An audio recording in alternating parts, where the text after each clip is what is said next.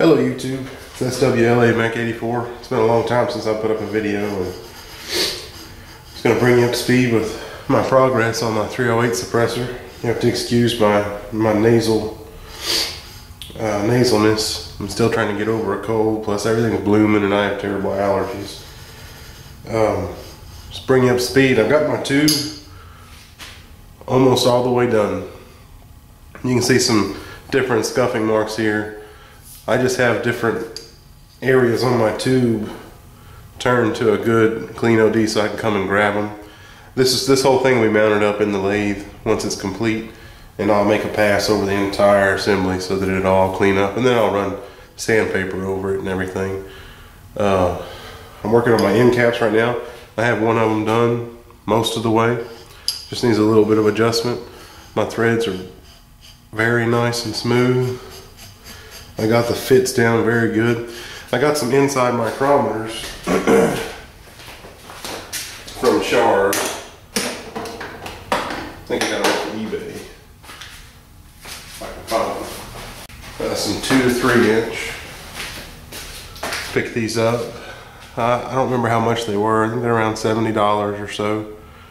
And I mean, they're not the greatest quality. I really don't like them, but they tell me almost exactly what the telescoping gauges tell me, and this has 10 thousandths on it. So I have been able to, on these end cap fits where I have a register, you can see right there that I have a small register shoulder. Not only do I want that face to be perfectly flat up against it so that it lines up, but also I want it to register on that shoulder.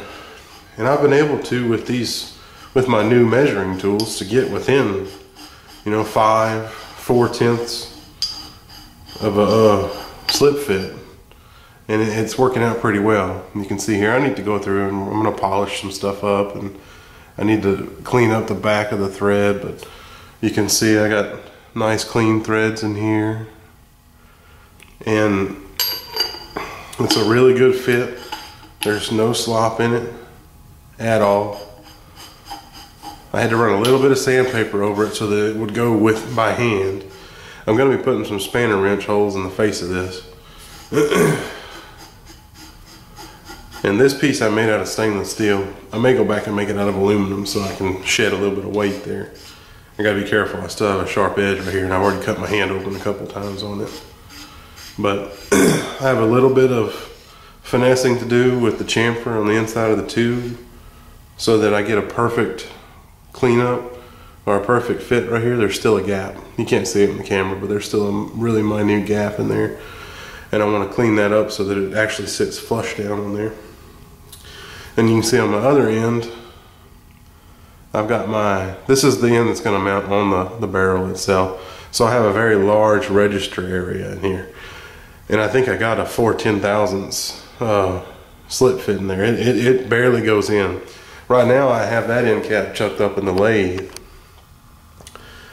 and I tried chucking it up with some aluminum feet under it, and it didn't cooperate. So I ended up having to chuck up on my register surface, and I'm not real excited about that, but I don't have it super tight, so I'm taking very light passes on there. But that piece is also stainless. It's threaded, and it fits in here as well, and it squeaks when it goes in because of this fit right here. If I put a little oil on it, it goes on no problem. But if it's dry, I have to put like a band wrench on it to get it to go on all the way, because it squeaks once it gets in here. It's such a tight, close fit. I'm really happy with that. It came out very good. Let me see if I can break this tube apart with my hands. They're a little oily.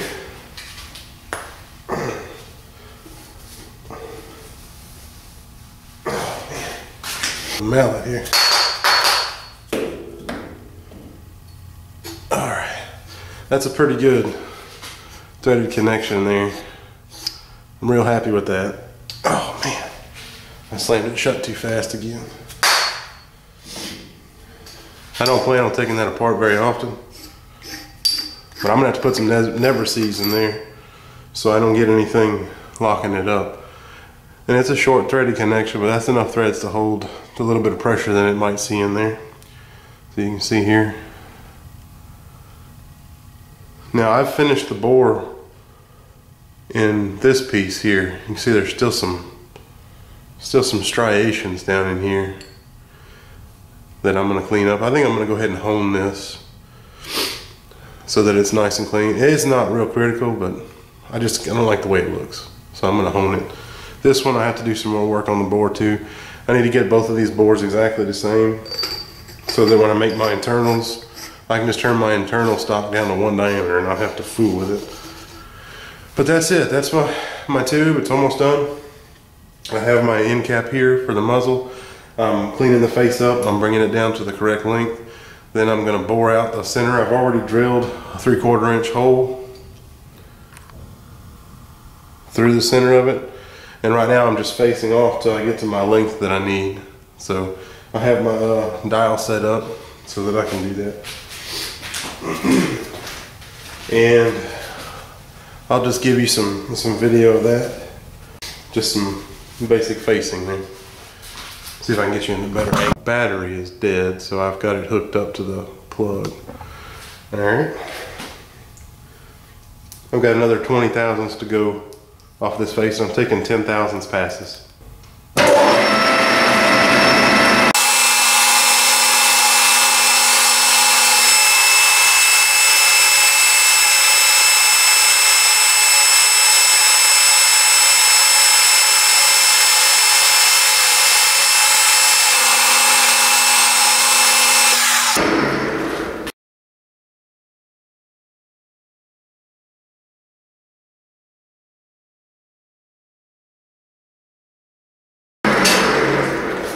I'm going to switch to a little finer feed. And I'm not turning this with any cutting fluid or anything, because my sinuses are already aggravated enough, and that carbide tool can handle it. So I'm going to give my sinuses a break.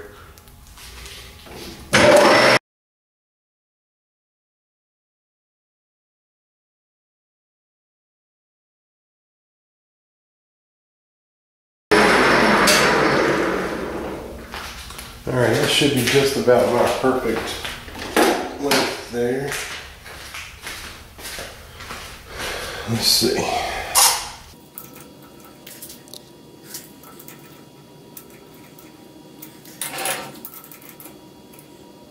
Alright, 5 thousandths to go.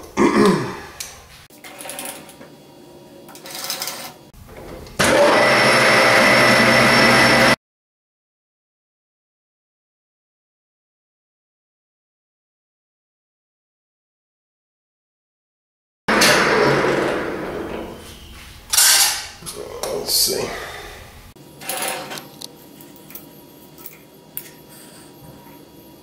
It works for me. So now I have my end cap all faced off. And the next step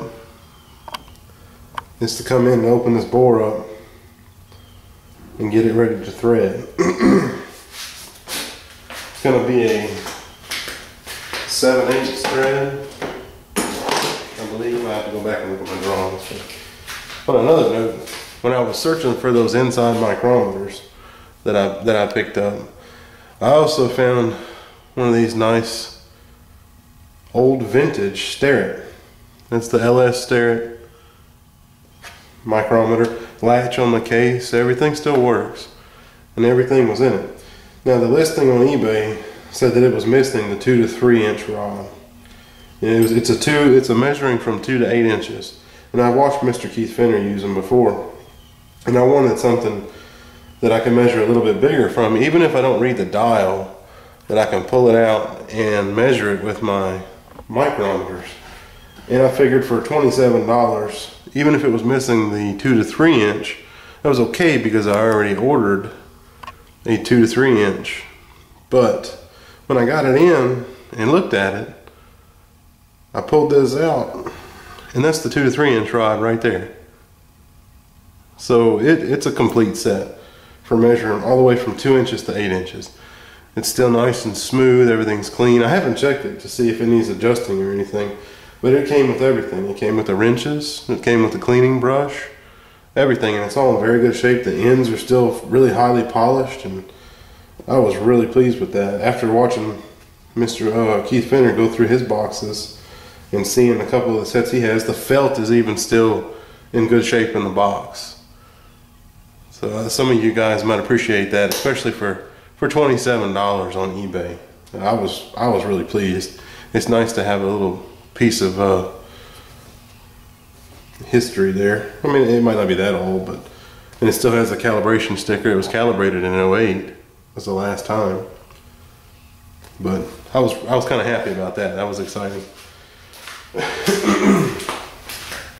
And another thing that I learned this time, I've never had to do before, but this piece is short. And I'm clamping on an even shorter area. You can see right here. I'm just shy of my threads. And I tried putting aluminum feet under there, and it cocked it all to the side. I could never get it. I could get one part of this shoulder right here to run perfect, and you move over 20 thousandths, and it was 10 thousandths out because it was so cockeyed in there. And I had picked up a while back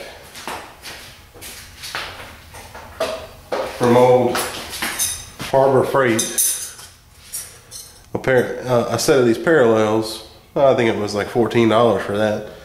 And I had seen someone do it on a YouTube video. It might have been Mr. Keith Fenner or Mr. Pete, I don't remember. But I used these to put behind here, space it out, and then I brought my live center in and stabbed the hole. And I snugged the jaws up just a little bit, and when I pulled it out of there, it was within 2 thousandths. I had to put the half thousandths indicator on it to check it, to get it in the rest of the way. And I got it running. I didn't see any movement on my half thousandths test indicator, so I was pretty happy with that. And all these pieces that I've been doing, I've been switching. I've been having to take them out and put them back in, and every time I do it, I'm dialing them in back down within the half thousandth. I don't have a 10 thousandths indicator. That's going to be probably a birthday list item, I would imagine. I'd like to have one.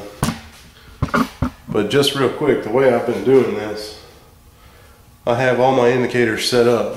Let's see if you can see them here. They're on my shelf over here. And they're all set up for the configurations that I use them in the most. So that I can just walk over there and grab one and not have to sit here and fidget with it for a half an hour trying to get it just right. So I'll take these, and I usually start with 1,000 indicator,